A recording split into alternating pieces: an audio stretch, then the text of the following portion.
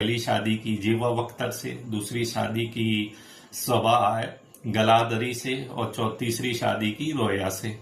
तो इस प्रकार जो है इस वीडियो का जो मेन सार है कि दूसरे की अपेक्षा यदि पहली शादी टूट गई है और आप दूसरी शादी कर रहे हैं तो पहले की अपेक्षा दूसरी शादी जो है टूटने की संभावना ज्यादा रहती है और तीसरी शादी सफल लेने की ज्यादा संभावना रहती है। इसका कारण ये है कि जो प्रथम विवाह है ये 7वें भाव से दर्शाया जाता है, इसका कारक शुक्र है।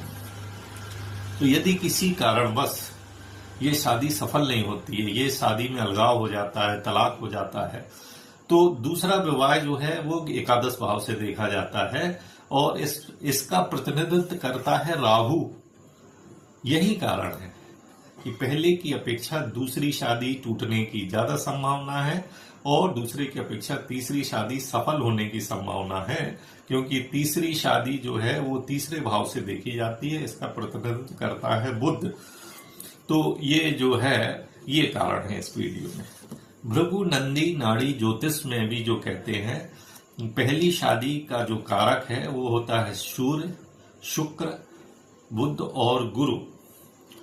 ये यदि सप्तम भाव से संबंध स्थापित करते हैं तो शादी का योग बनता है। यदि ये शादी टूट जाती है तो दूसरी शादी का योग आप देखिए शनि से, राहु, केतु और मंगल, ये सारे के सारे पाप ग्रहों से बनता है। और यही कारण है कि इसमें शनि जैसा अलगाव ग्रह, राहु जैसा भ्रमात्मक मायावी ग्रह, केतु जैसा कट अलग होने वाला ग्रह और मंगल उकसाने वाला ग्रह होता है। इसी कारण दूसरी शादी जो है टूटने की बहुत ज्यादा संभावना रहती है।